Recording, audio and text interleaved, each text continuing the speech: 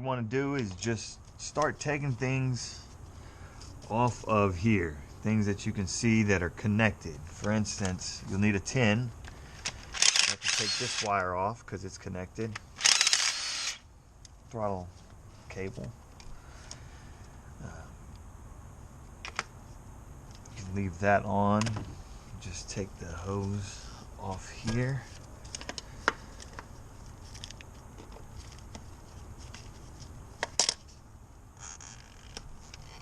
Grab that. Hope you guys can see this good.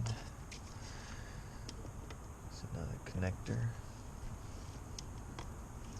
Be real careful with these things. Just kind of ease it off there. Definitely need to take the air cleaner off. Disconnect mass airflow sensor.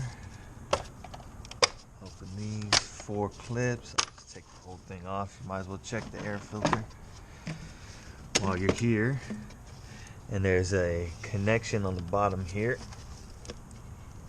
The air filter box. Just kind of pull it off. Set that to the side. Check the air filter. Oh, leaves, great.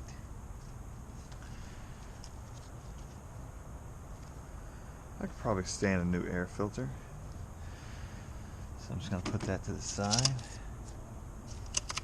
Take the leaves out there. Again, just start disconnecting things.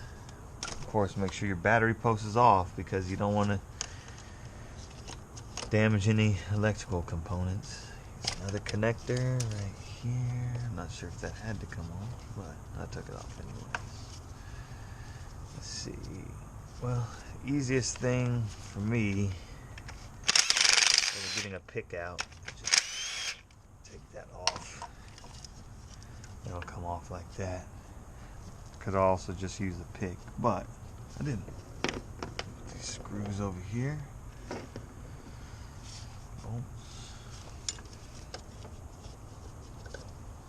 Got a throttle cable here